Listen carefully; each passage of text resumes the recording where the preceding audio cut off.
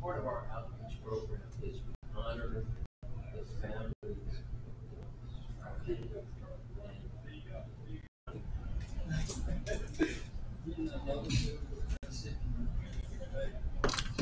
Those kids relate to that individual being in the army. Yes. And not the air.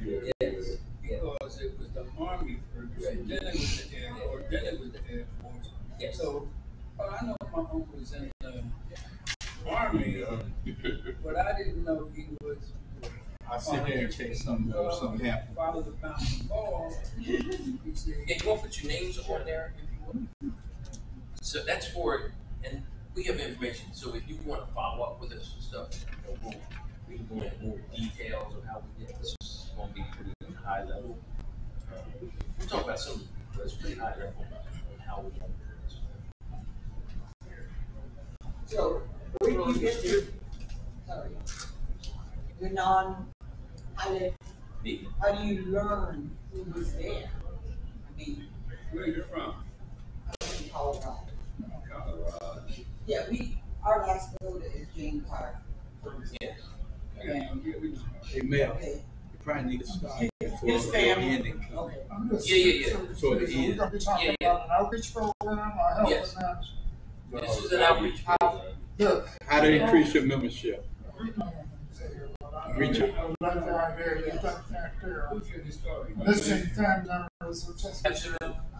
So the manager might be the next one over if that's what you're looking for. As well as Philadelphia, Boston would be another area. Yes, you are. Yes, you are. Well, so we actually serve Pennsylvania. Now get to the yellow. We actually just serve Pennsylvania, but the reason for this discussion is we have a model that can be replicated, that we're willing to share with other people on how we did it and how you can do the same thing. Okay. Now, you may not want to do all the components. You hear about some components. But you can do as much as you would like to. And then for some of the components, we get purchased. We'll talk about how we raise the funds in order to do those things too. So we'll get started. Can you hear me without the microphone? I can't. Yeah. Oh, You get more people coming. yeah, more people back.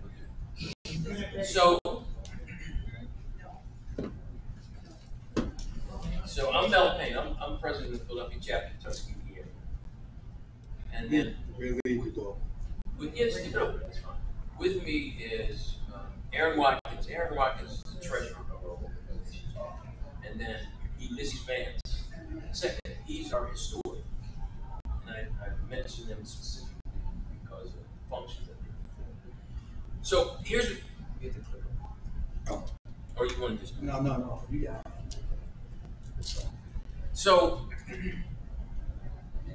before I get into this, I'm going to take you through a quick little bit of history. We started this whole set of things back in 2017.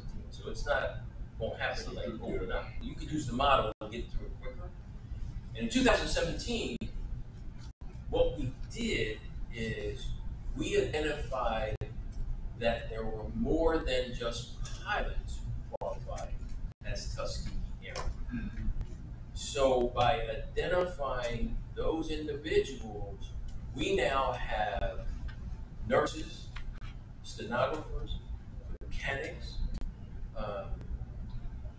bomber pilots, fighter pilots, and an instructor. So we have covered those categories.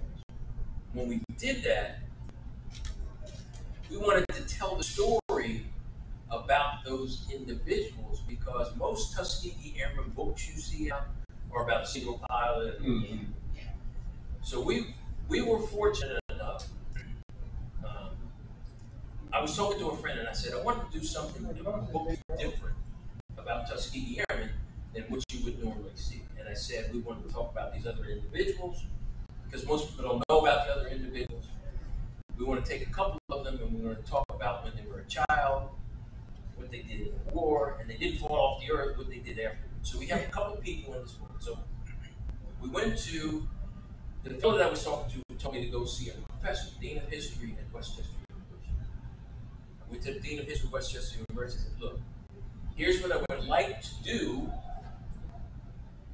We don't have any money. And you'd be surprised when you ask for things, what you can get. So we said, we don't have any money, but I want to tell that story. And he said, oh, wow, that's intriguing. I'll approach the publisher, because most people are saying, why do you want to write another Tuskegee Airmen book? Well, there's another Tuskegee Airmen book like that out there. So the publisher agreed to do it.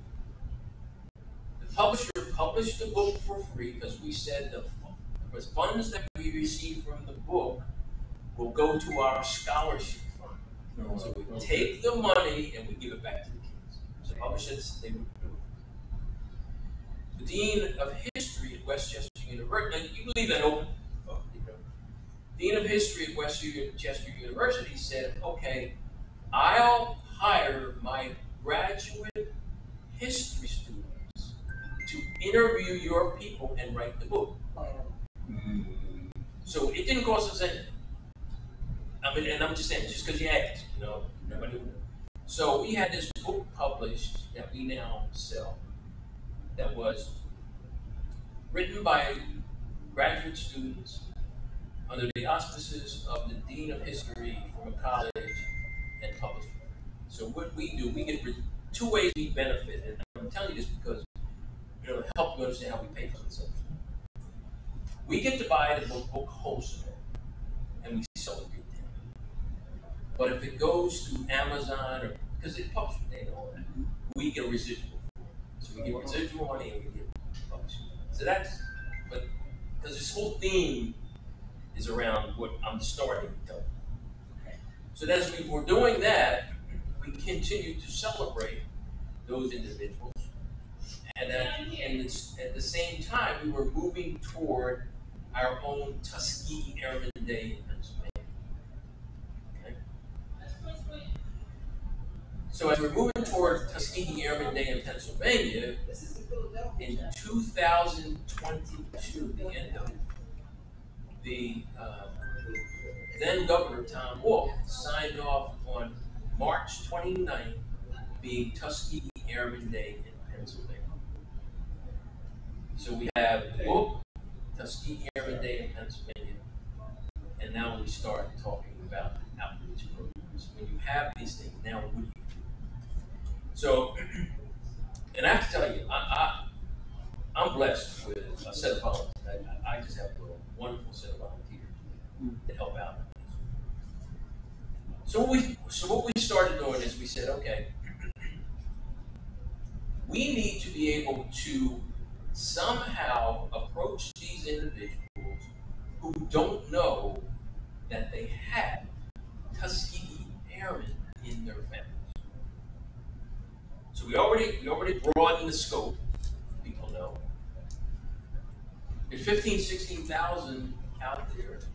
So, 1,000 of them are pilots, but there's another 15,000 people out there. There has to be somebody out there.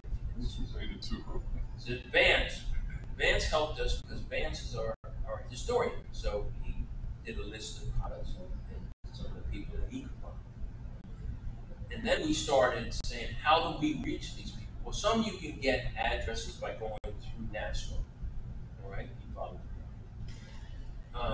Some just happened word of mouth. So we went and we started out, the way we started out is on Tuskegee Airmen Day, the end of November 2022 was when the legislation was signed. In March of 2023, we celebrated our first Tuskegee Airmen Day. The way we did the first Tuskegee Airmen Day is we asked the governor to come and acknowledge our dotas that we have in place. Okay? And you can do with dotas or with encouragement. We just have dotas. So he came and doted. What we did on that day is we created a pin. So a pin. I didn't, I should have brought it down. It's on my jacket upstairs. P-51 plane. You'll see later. And so that designates that day. So the governor comes. We have people do presentations, talk about the history. So now you're broadening the scope. And then you have an audience of people out there that know that you're moving forward with this. The governor pins them. So now, because the governor pins these individuals, 5 of them, because he pinned them, it's on news. Because they're doing it because of the governor. They're doing it because of the governor. So that's how we started with it. We sat down and we said, well, if we're going to be able to do Tuskegee Airmen Day, we have to be able to honor someone every year. So that's when we started outreach. So we took the outreach program and said, well, how do you find it? So our historian locates a group of people. Once again, we go back to the colleges and universities. We paid the student to do it. We found out we didn't have to. The colleges and universities, especially if you get in their history departments, these students need projects. So they'll take a project and they'll do the research for it. So a young lady did the research for us. I don't know what it was, 15 people. I don't know how many it was. The first group was she did 15. About 20. No, it's 18. 18 people. 18. So we didn't give her 18 people. Yeah, well, From Pennsylvania. from Pennsylvania. But you found. Well, he had the list. He had In the graduate list. school. But we said to the graduate student, we need background. We need their families, their history, their bios. And so this student, she loved it. I mean, she's getting credit for it. She's doing research, and they have access to tools that we didn't have to the university. Ancestry type tools. Yeah. So she comes back, and she gives us a list of these. Okay. So, these are this. If you can see. I'm done. This talks about who we designed it for, and we had to make sure. And you can take a picture of it too. Yeah, you did. Sure. It's on that document that I wrote. So we had to make sure of a couple things.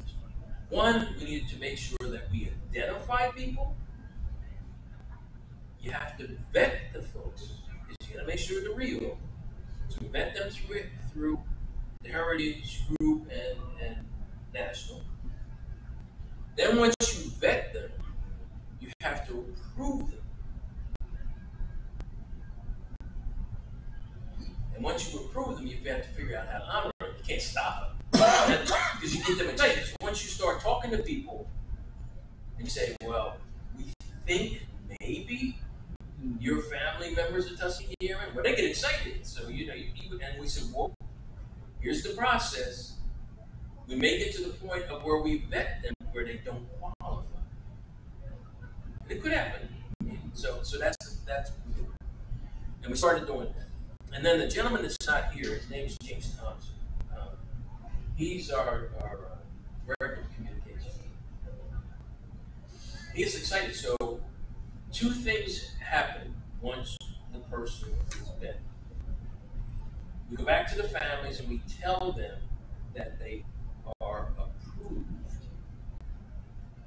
But then we also tell the families that you have to write a bio for your family.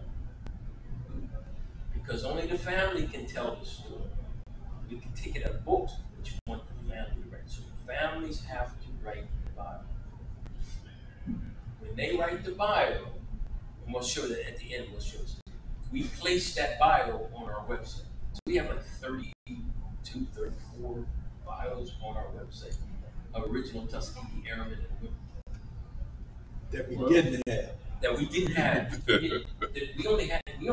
We originally only had 5. Well, we originally only had 4. And the 4 turned into 6.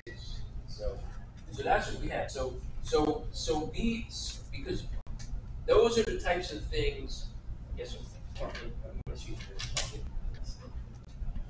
Can you see? All right. Yeah. Okay. So that's what happened in that vetting process. We then are fortunate enough that we have a partner that paid for us to upgrade our website, because we told the partner that we wanted to put bios of the people up there who wanted to put the information about Tuskegee Airmen, the students and programming, the scholars, all that stuff. We had someone that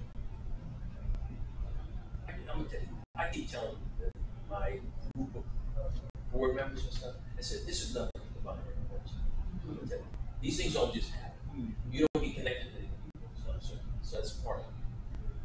So we take that and we start this type of process.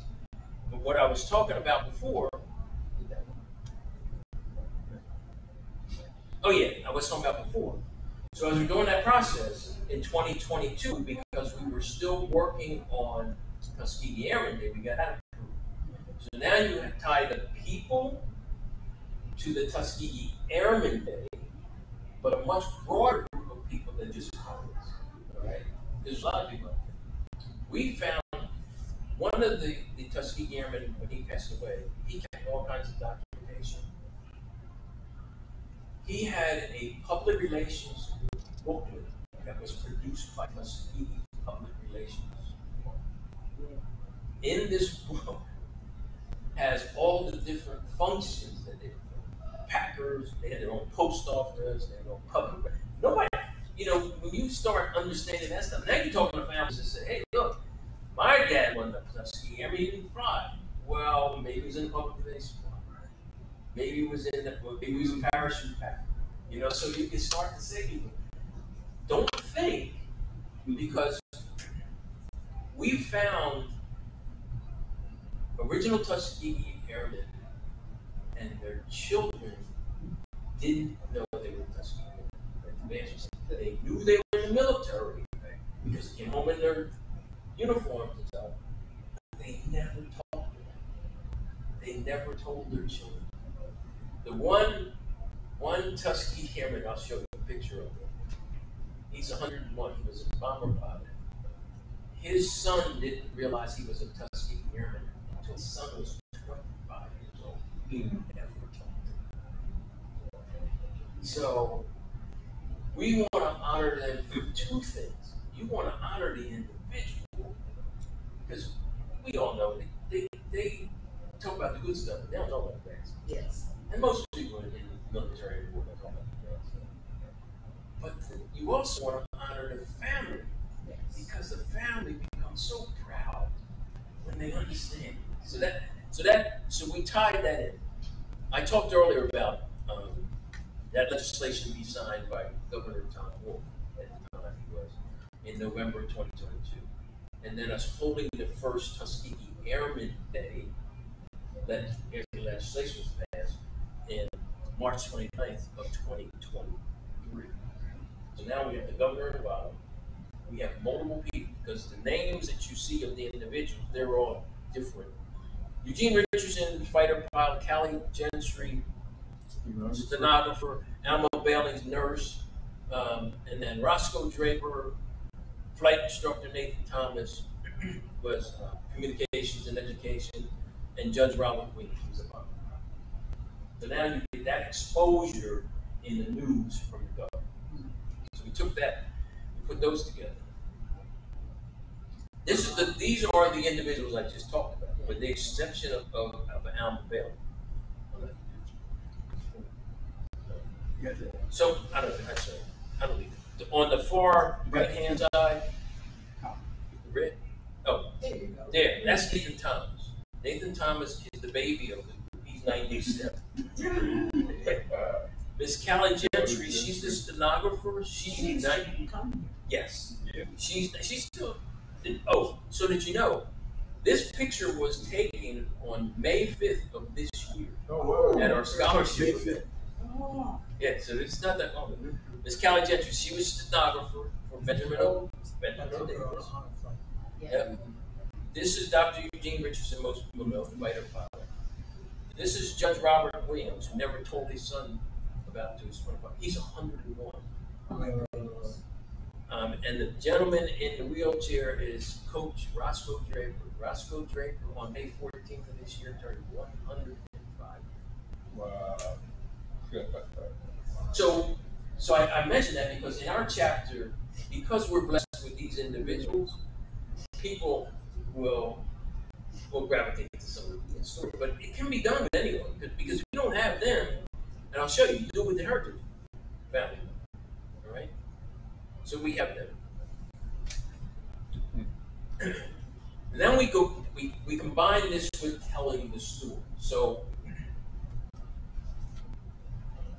part of the publication that we do is between September and May of every year.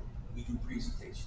Schools, agencies, churches, corporations, and we have a form on our website. So you can go on the website and they fill out the form and they request stuff. Okay.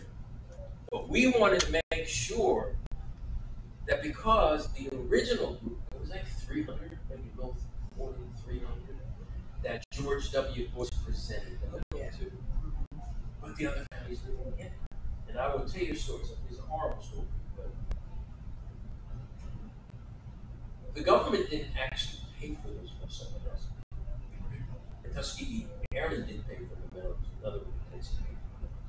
When they ran out of the medals, families that were there that didn't get one made come later had to go get them. The medals were made by the United States. Right. Okay. I think since people have become more and more popular, they used the 3-inch medals used to cost $40. Right. They're now $195. $195.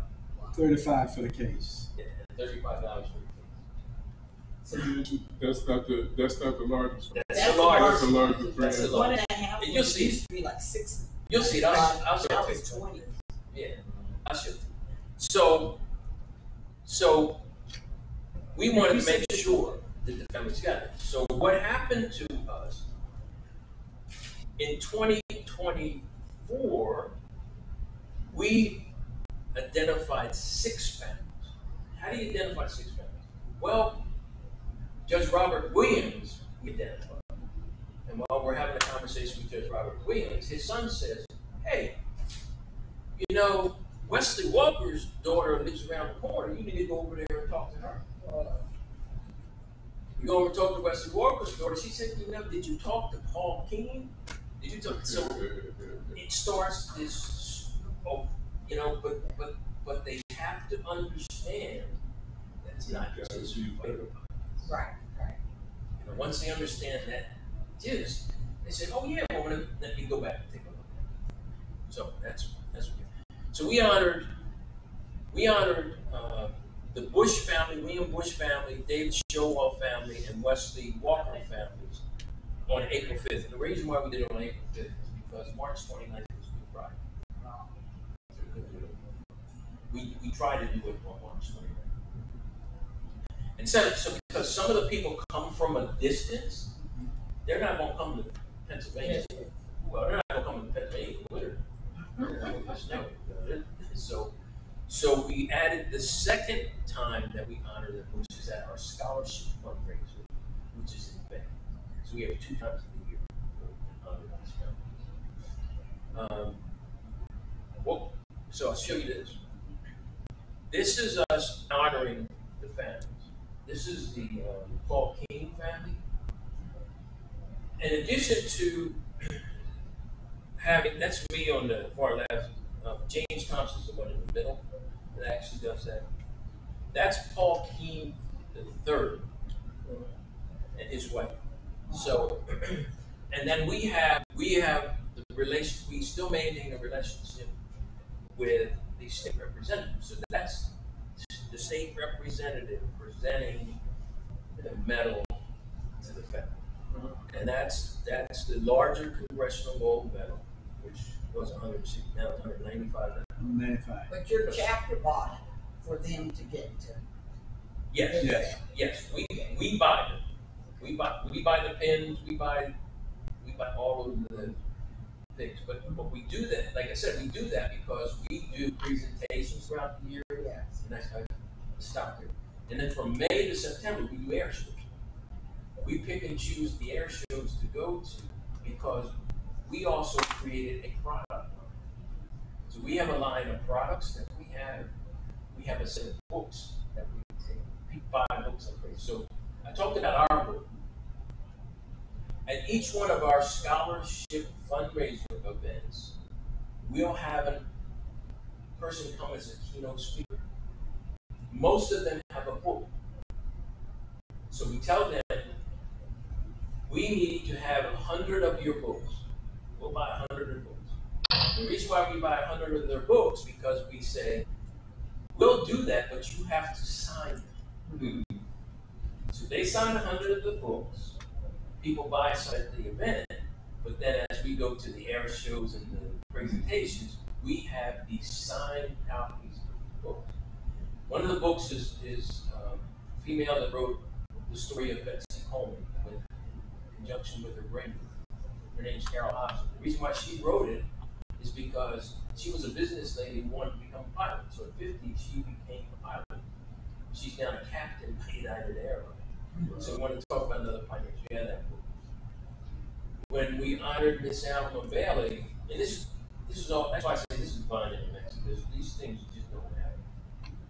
The gentleman who was our keynote speaker was a friend of Miss Alma Bailey's twin brother. He's the architect of the Martin Luther King Fund. It tells the whole story of the Martin Luther King Fund. And then we have another book. Dr. Pons. Dr. Pons, who was here. Oh, yes. Joe Pons. Joe Pons has the book, of which Aaron is one of the pilots in the book. So you have to, when you pick the books, you want to pick a collection of books that make sense. But I can tell you, we'll buy them wholesale. We get some of them signed. We don't continue to have them signed because you can't locate the people, but we have our own people there. Like Aaron will be there, and we'll sign the books. There is great profit in the books. Great profit. You have not found that case, but okay. You get them wholesale. We get them wholesale. We buy them wholesale. For example, the book I was talking about, Betsy Coleman, we buy that book for $18 or $20. The hardback we sell for $40. The softback we sell for $35. People, they buy them all day long. We run out of them. And then we have who are the Tuskegee Airmen series, the little book. So we have some $10 books, we have some $30 books. We buy. We combine that with our merch. This is one of the merchandise. We have hats, shirts, T-shirts, jackets, bomber jackets, and soft shell. Soft shell. Hey Mel, could you tell them about the book with the first black pilot in the America, in the USA? So we also one of this white woman comes to our chat this years ago, and she says, I think I have something that you would really be interested in. Her mother passed away. She's going through her mother's belongings. She goes through them and she finds this picture of a black man. She starts asking her family. Nobody want to talk about it. She digs, she finds out her great uncle was a black man. He's the first licensed pilot in the United States. 1912. 1912. His name is Emory Valley. So she went to the Library of Congress and wrote this book. So now we have her book. So we have interesting books, which I'm telling you, you probably have them around you. It's just that you gotta dig, or you gotta have people, find. So we have the books, and that's the reason why I go through those scenarios. That's how we pay for the things that we give away. We make the profits from them, and then we give them away.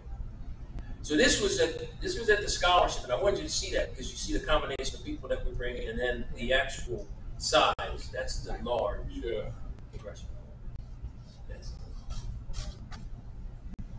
This is the Lewis family. So this is just at the scholarship event. The King family, the Lewis family. The reason why I took these two pictures is because both of these families now became members, volunteers, and speakers. Awesome. And gave donations. All because we chose to give them a $225. to honor her family. You know, so it happens. But we just have to pass it forward. I mean, we would have given them if they didn't do all this stuff, but it's just it's the residual from doing what we do. So, we actually modeled this whole thing. So the document that you have here is going to be taken with you. That gives you a scenario, a high level scenario of what we did, how we did it, what the components of it are. But we make it available. The reason why we put our information there is if you're interested in trying to make that happen for your organization, you don't have to do all the components. You could take, and I would tell you, you could take, and these families would be just as satisfied if you gave them a certificate.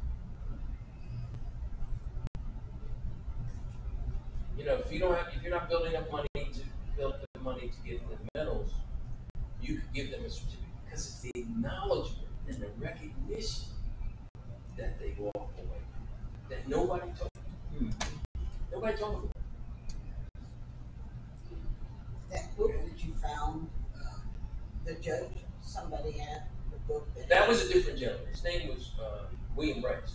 William Rice. He was a fighter pilot.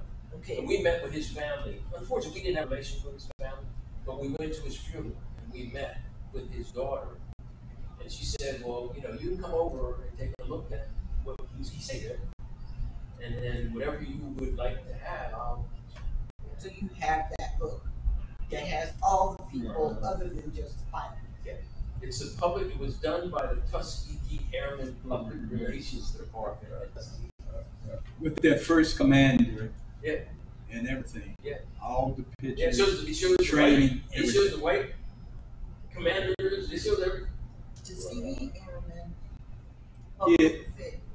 But it's public relations department. I don't know. We only got it. We were able to get it by default. You can't go buy it. That's not something you can go buy. We were able to get it by default because she shared it with us. You know? And I don't know. I don't share it. We display it, but I don't share it because I don't know if I can share it. We can talk about it, you know, and show people. But well, obviously we're not from Philadelphia, but I believe it. But if you're in Colorado, I mean, you could go to the Air Force Base, probably ask. Is it the Air Force Academy? Air Force Academy, they may have one. Yeah, Norris Paris is in the book. All the top leaders. Yeah, has all the original leaders and stuff in that. He had his train ticket to Tuskegee. Yes.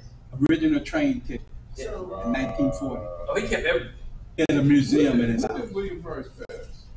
He would pass in 2022. 2022. It was like October or something. Just put out by the Tuskegee Airmen Public Relations Department. Yeah, and that's what's on the book. It says Public Relations Department. Yeah, Tuskegee Airmen Public It's Relations. a written book, and it didn't tell the year it was published and everything.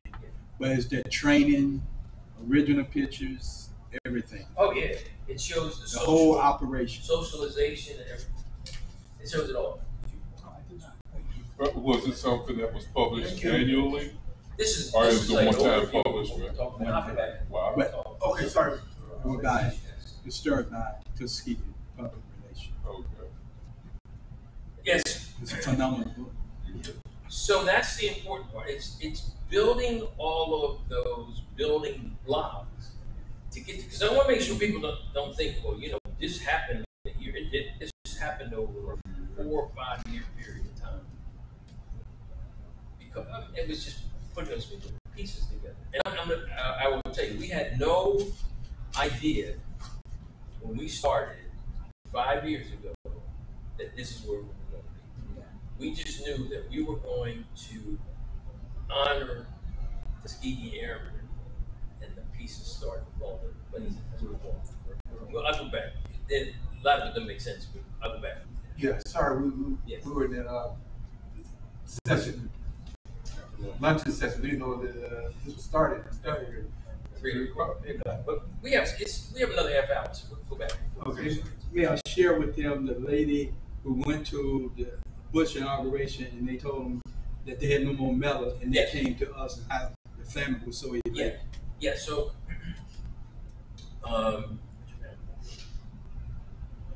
it was Wesley Walker's family.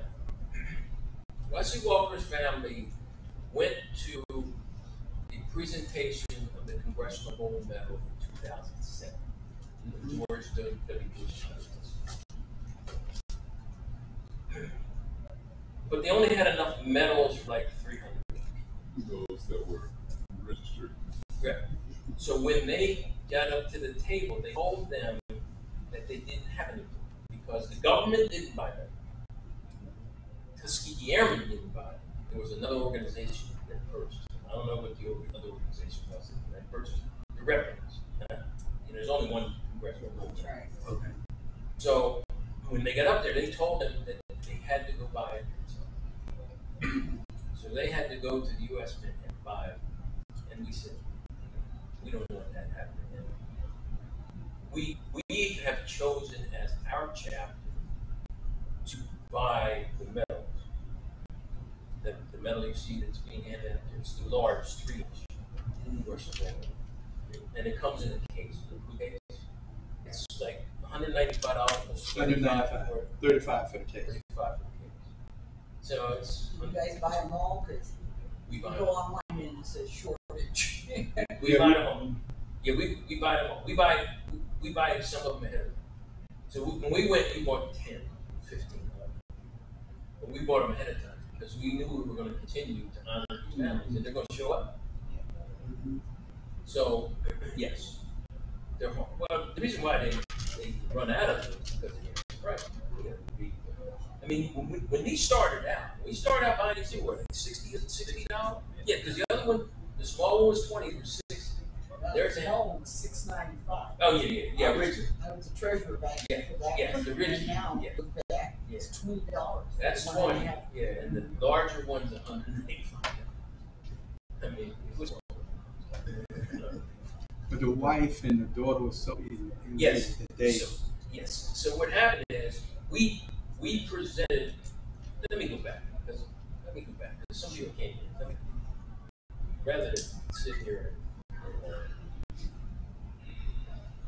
So we started this program back in 2017. Back in 2017, what we wanted to do is we wanted to acknowledge Tuskegee Airmen. But we wanted to acknowledge more than just the pilots. So we're blessed that we have, I'll show you. We have a communication education person, we have a stenographer, we have a nurse, we have a mechanic, we have bomber pilots, fighter pilots. So we have an array of people in our chapter that most people don't talk. Talking about. So when we started out, we wanted to identify those individuals, and then we said we wanted to write a book about the different people who served that most people know. There's all kinds of books about the fighter pilots, some books about the bomber pilots, but I don't know about the nurses and stenographers. So I'm fast forwarding all this because some of it. So I was introduced to a dean of history at Westchester University and went to him and said, I wanted to write a book. Our chapter wanted to write a book that talked about these individuals other than the fighter pilots, so that people knew that the mechanics and nurses and all that. So first thing I said to him, I said, look, we don't have any money. So if you're willing to do that for us, then we would be willing to you can be publisher or whatever. So he said, okay, I have to take it to the publishing company and I'll take your concept. We took the concept to the publishing company. We told the publishing company, we don't have any money. So the publishing company said that they liked the idea, so they would publish the book. And what that means is they'll publish the book, but they'll also do the access to Barnes & Noble and Amazon and all that stuff. Right? So they don't. What we would get and we said that when we published this book, the proceeds from this book would go to our scholarship. So we give scholarship. So the publishing company said, yeah, they published the book for us. The Dean of History put together graduate students who interviewed our people and wrote the book.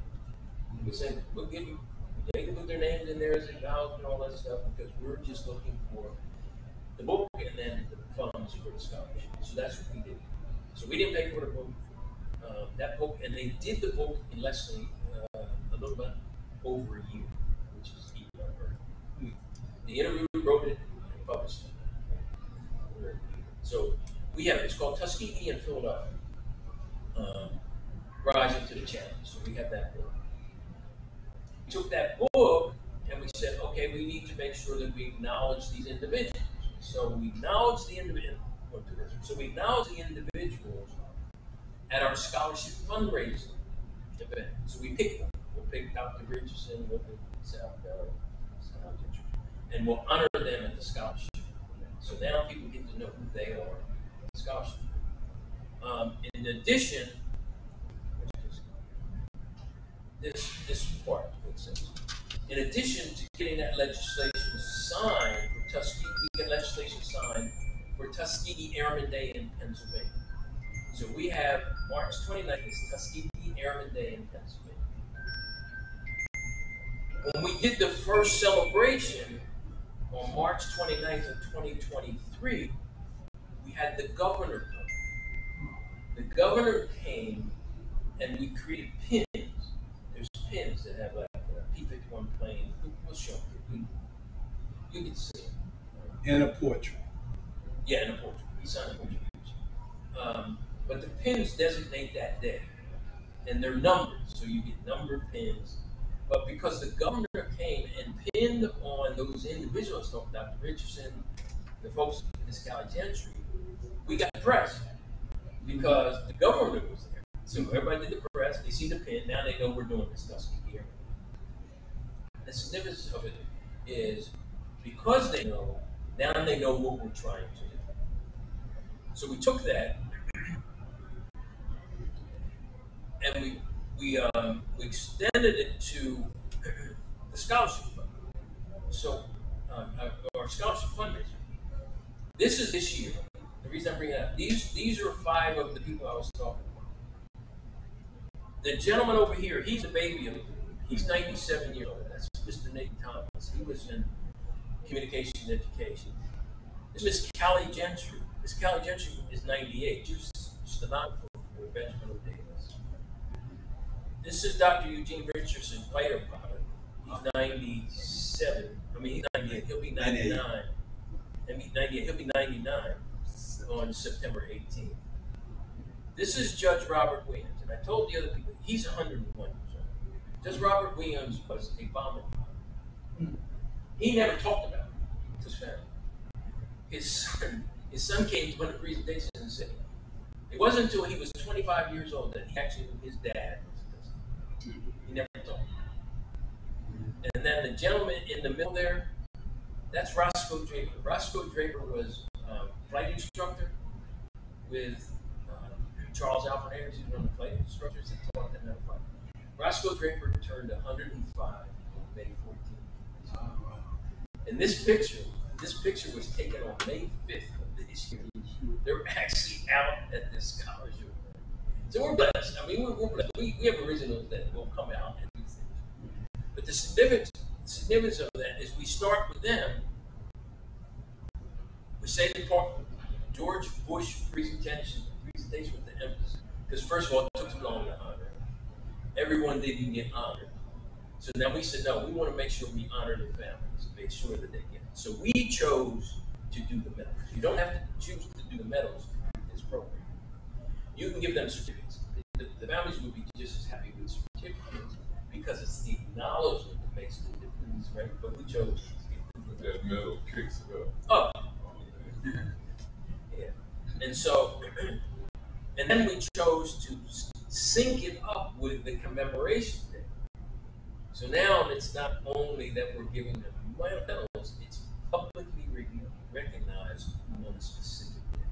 Now, everybody may not have the Tuskegee Airmen Recognition Day, but you can do it on your scholarship event or some other time. It's what you're doing that makes the difference. So that's what we do. This year, we had to do the medals twice.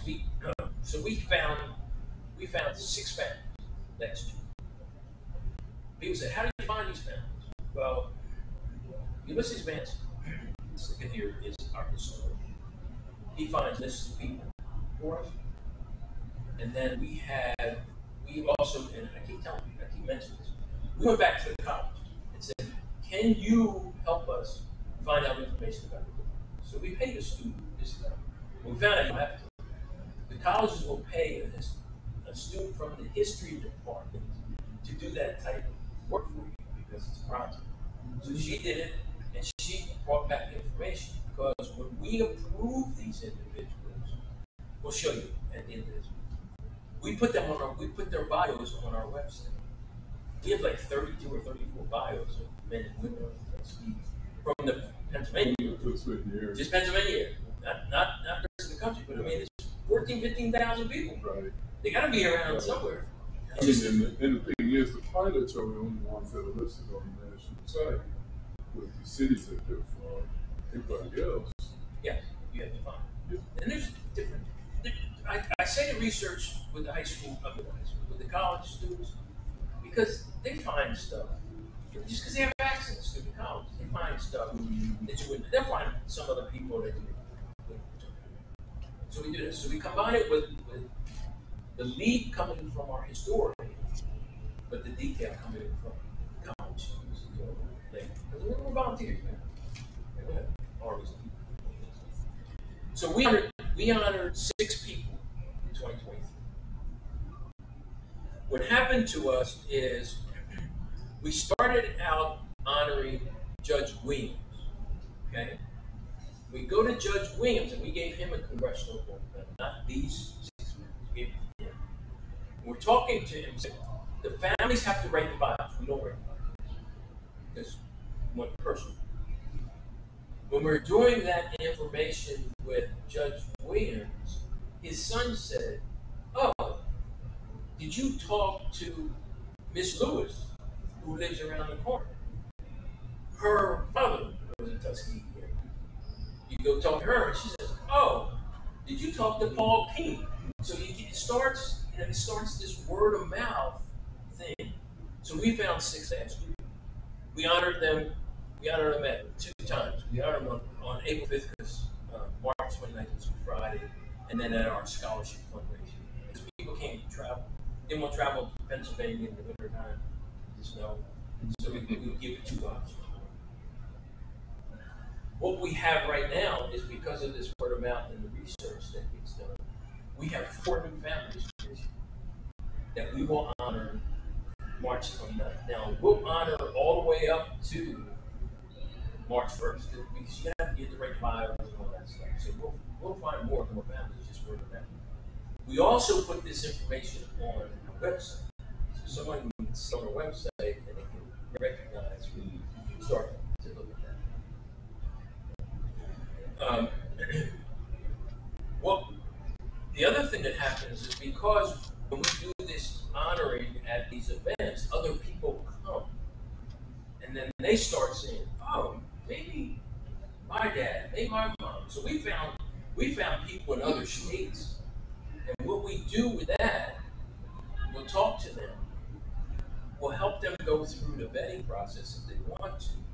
But then we'll turn it over to the chapter in the country that it belongs. I mean, it's not ours. I mean, because the whole concept here is that we would create this model that can be replicated throughout the country. Because the more and more we do it, the better it is for Tuskegee. I mean, maybe 10,000 people, that'd be wonderful. Because so that's the medal being honored. That's me. The second gentleman over is the state representative. So we keep the government people involved. Sometimes we have the congressman make it. The gentleman in the middle is James Thompson. He's our communications director that helps in the writing, helps them, go through writing the actual bios. And then that's Paul King III. This is that's the Lewis family. And the reason why I use these two families is because what happened from these two families is by doing this simple little thing of honoring them, they have become members, family members. They have become volunteers, and they have become speakers for us. People we wouldn't have found on their own. And so, and they tell other people. That's how we start finding other people, because they tell other people who tell other people. So that's I wanted to show that. And like I say, we do the medals. You don't have to do the medals because everyone doesn't have the funding to do the medals. But we raise our funds because we do presentations from September to May. We do air shows. We pick air shows that make sense from May to September. We have our own product line as well as we sell national products and we sell books. We have the list of books. Books. I'm telling you, books are highly popular. You get the right books, they're highly popular. Did you say NASCAR product? What did you say? No, national Tuskegee Airmen Inc. So we sell books. Okay? We have shirts, t-shirts, hats, bomber jackets, soft shells. And we, and what the reason why we have those things is we used to have a wider array of products, but we start monitoring what people buy. So we remove things people don't buy. We know that they buy books, hats, t-shirts, the soft shells, and bomber jackets. That's what they want to buy. So that, and I mention that because that's how we pay for these metal balloons.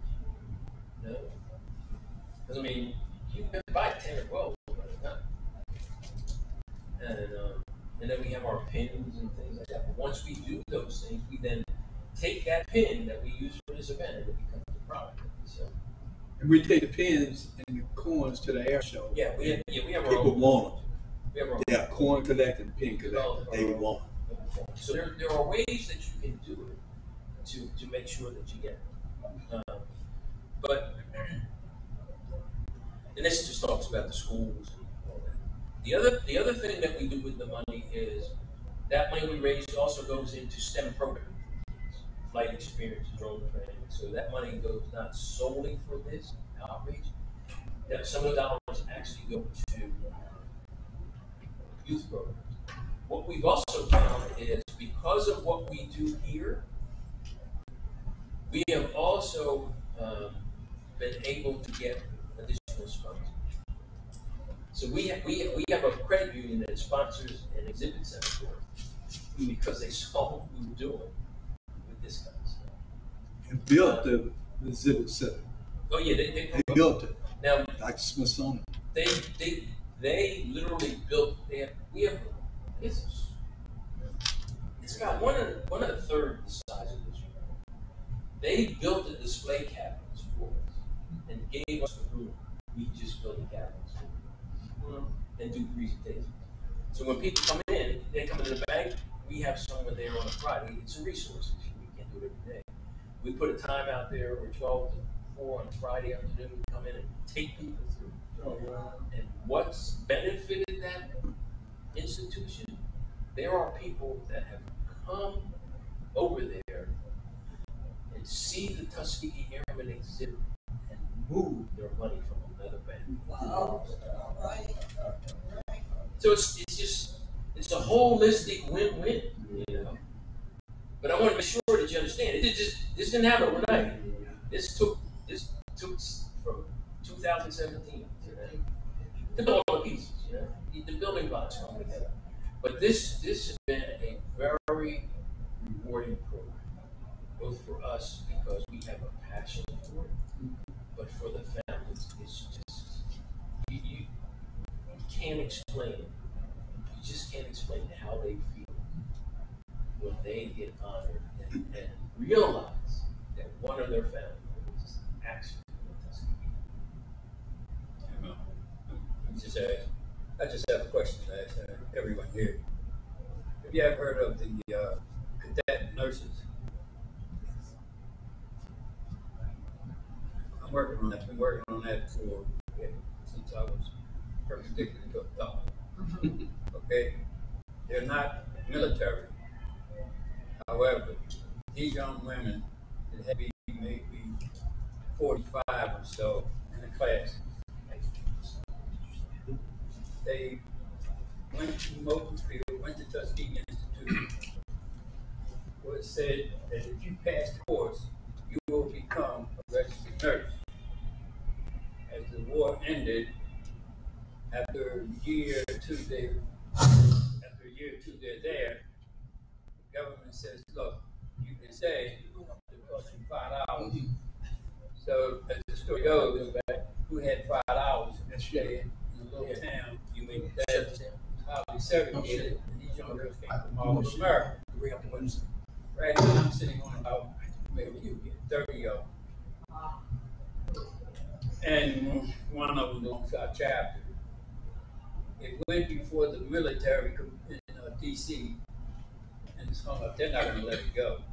It's almost like what they did the Coast Guard, Marines.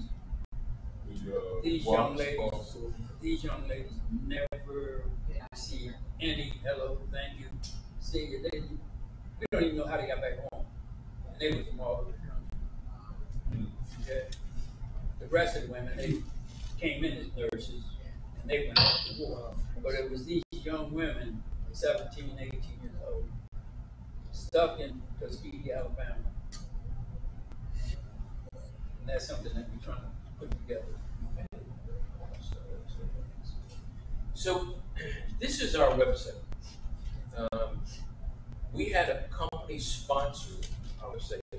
It's just the building blocks of what we're doing. On this website, we tell the story. We have the outreach initiative that we just talked about. We have our shop where we have products. And then, in addition to having all of the bios of the men and women, we have a timeline. So there's a timeline that will start back in the 1800s. And we keep adding to this timeline. So it'll tell national, it'll tell state, and it'll tell local items. So what we found by doing this website, we have teachers that are now using this website in the classroom to teach them about Tuskegee Airmen Inc.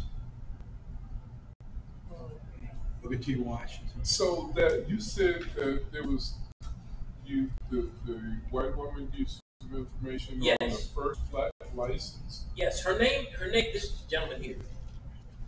Right the female. I'm sorry, I'm saying. Wow. He was license number 105 in the USA to receive a license. His name is Emery Mallett. Wow. M-A-L-I-C-K. He's in the Smithsonian now.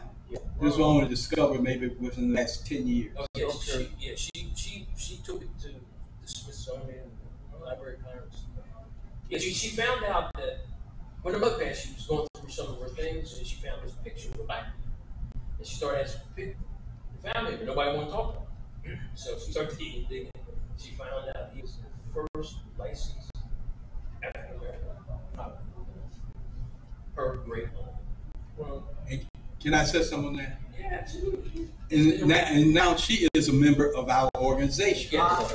And she has a book that we feature her book. Right, so we sell her book. And we have featured her at Tuskegee Day also. And one of the story was that you heard of the Wright brothers, and you heard of the Fisher brothers. So at the Fisher Museum for a long time was a picture with a black man in this picture. And everybody said, who is this black man? And they said, he's the person that cleaned the airplane.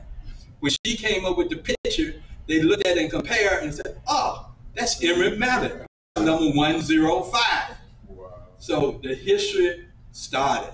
Wow. And now, she's been a speaker at the museum and everything. Yeah, scroll down. It's a video. Because everybody thinks that Eugene Bullard was the first licensed black.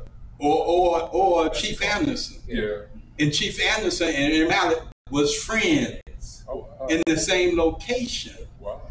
Emery Mallett was born in Sunbury, Pennsylvania, flew around this place called Norristown and helped develop the aerial photo that we know it today. Oh, wow.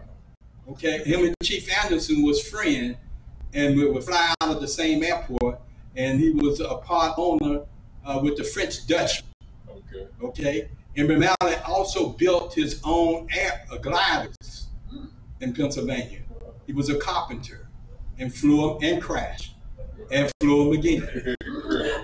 Okay, and he went to the school of San Diego and received his private license, his license, private license. So this was like unknown history and everything. She connected the dots in Pennsylvania. Wow. So that timeline, the importance of that timeline is as we find more and more history, we post it all the time. So that and we have videos. More and more robust. Wow. But it just ties in the whole story. Yeah. You know? They're taking pictures of group photos being taken right now. Oh. That's what all that means. Okay. I mean, we're almost done. I mean, we just want to make sure that you understood. And if you have questions, you know, our website there, it has all of our information on it. You want to talk about it, how we did some things, you know, who did we approach for some of that? I mean, there's a lot. I always say to people, there's two things for me as to why this works. One of it is divine intervention, because we would have never met all these people. There's some people we met we didn't know. And the second thing is, you never know what you get if you don't. It's amazing. You ask, you will be amazed at what some people will do, especially when it revolves around Tuskegee. And especially today, when everyone wants to know about history, it's prime time to do it. Any questions? Because I know and because of this, as Mel said, the families want to be a part of it. They want to be a part of the speaking bureau. The kids want to be a part of, and they get pressed, and they always point back to us, so we get more press and more people coming, and we get donation corporation. The people who built our website saw what we were doing, and they did pro bono. Yeah. And people are donating for our museum. We don't own anything at the museum. Everything is on consignment. Consignment. We tell them we don't want to own it. It's on consignment. And then we have a website. If you have questions, just. And the governor liked it so much, we'll have both governors involved. Oh wow. And our keynote speaker. Yes. Wow. Because what we do. And we have an artist who do pictures for us. That we sell pictures, portraits. Okay, we get a governor's signature. We got white bomber powder who sign the picture that we auction off and get money for it. So, and nationalities, not we. I mean, the Latino community, we did drone programs for them. Oh, so everybody. So what's going on now with Walter Payton? It's me. That's our history. We're still trying to find that. That is my baby. Walter lived 4.5 blocks from where I live. Oh wow! Did you? Were you born? Because I was born. Oh wow! Yeah, I was born. Found another young man called Charles Johnson. Okay.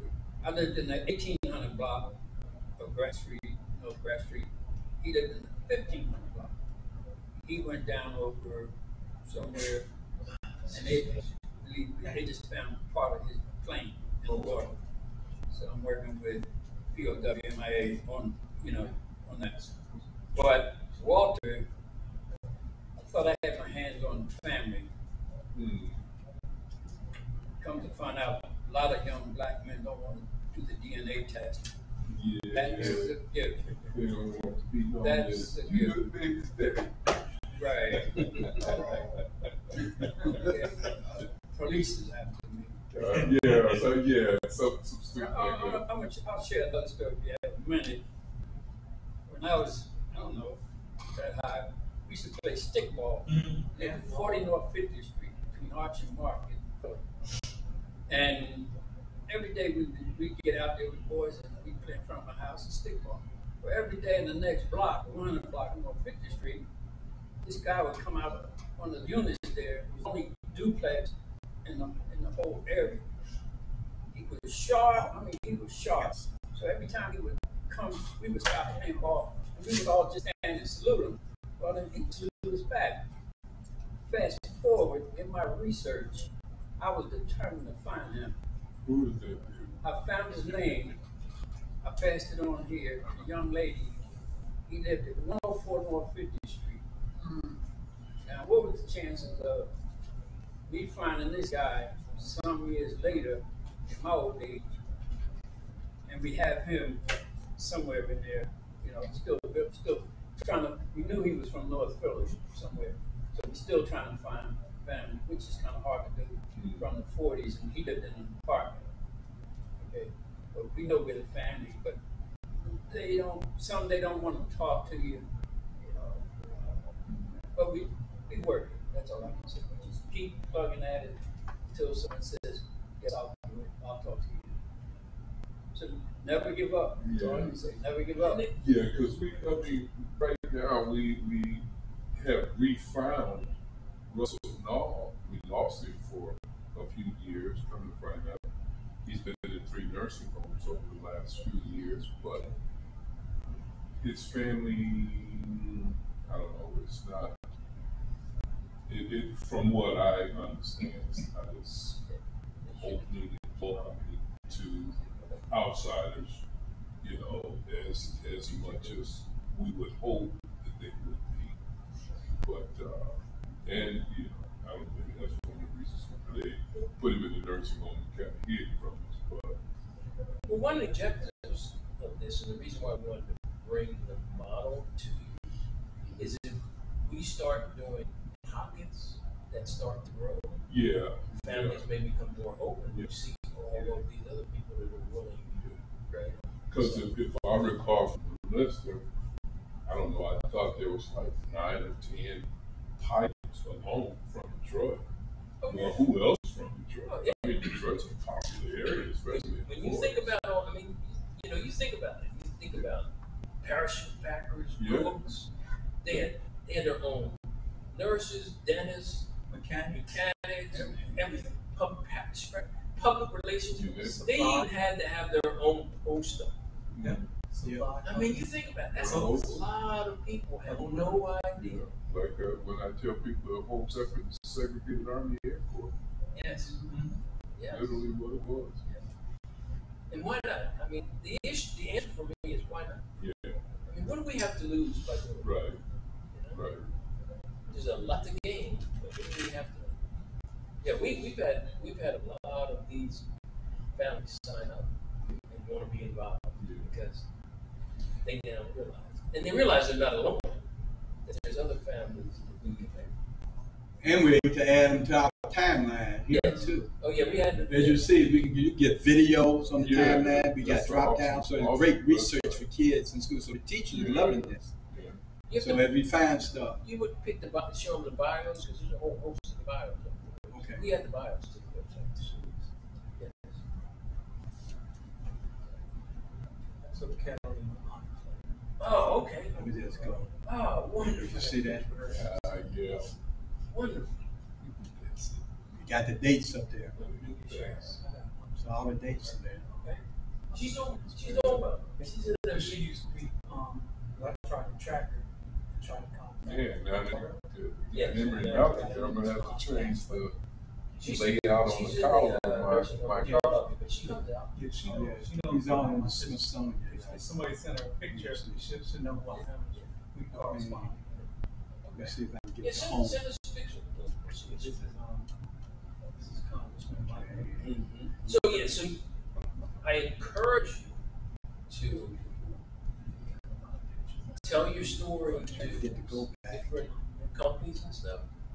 They'll help. I mean, I'm telling you, we're working with people who we did not know. But by starting and telling the story, they become partners and supporters of that. The families, and it's relationships because the families know families who know families who know people, and you know it just continues to grow. Yes, sir. Question for you. My name is Larry McElroy. My brother Harry lives in Los Angeles. And our story is interesting because it's kind of the opposite of what you're talking about. our father was in the 477 Yeah. Theater, and we tried to get him recognized starting about 15, 20 years ago. And we submitted his paperwork. We actually had his copies of his discharge papers and a picture of his portrait with clean. He got denied. How many First years they old? accepted him, said, yeah, he's definitely a DOTA. And then they said, no, we have no record. There's a lot of people saying that they're Tuskegee Airmen out there and they're really imposters. And so we kind of kept working the system, went away for a while. And then about 2 or 3 years ago, I got back on it. My mother was still in reasonably good health. I said, I want her to know that he's recognized before she passes. So they finally said yes. Part of the problem, though, was he was one of the people that the VA had a fire. Yeah. Lost records. Yeah. And his records somehow was there involved with that. The other thing that what I want to ask you about is, according to my father, and my mother was a college professor at SMU in Northwestern, and she wrote a memoir. And in her memoir, she said that my father mentioned that he was part of a protest at San Angelo, the Goodfellow base in San Angelo. Okay. Not on the scale of the thing in Indiana, but it was like a smaller scale thing where they jumped into a pool that was supposed to be for white officer time. And as a result of that, they all got basically discharged, and somehow it swept under the record. They got rid of all. It was swept under the rug. They got rid of the records, and so the Army had no records of him being in there. And the other thing is, there was another gentleman in Los Angeles that went to school with my mother, and she knew that he was in the same unit as my father. And we could not find records of him either. Did you jump in the pool? I don't know. And our father, who died relatively young, and of course, he didn't talk about the glory. He has stories, but he talked mostly about the mistreatment, right, of it all. So I was wondering, in your work, have you come across any other similar stories with people who happen to be at San Angelo and mentioned about any protests? Have you heard anything about that? I have heard a similar story. I couldn't tell you where I heard from, but it was at a different convention, and somebody shared a similar story about that event in San Angelo. Okay. I don't remember much details about it. Okay, I'd like to have talk to someone about that. We just try to put together the history. No, I understand. Have you gone to any of the colleges and universities and asked them to help you do research? I have not. I would. Yeah. There's the Youth First in California Riverside has a Tuskegee Airmen archive. Mm-hmm. We submitted our stuff to them, and they said they couldn't find anything either. Did you get one of the records of his discharge papers? Was that the records of You have his discharge papers, though, right? Did you mention that? I mentioned that I had them. Tell them about the irregularities of the discharge. Irregular. Irregularities? Yeah. What's interesting is that I'm sorry for interrupting. Just so everybody's aware, there was a question and answer session, and the title of it was supposed to start in 2 minutes. Okay. Thank you. What's interesting is that he was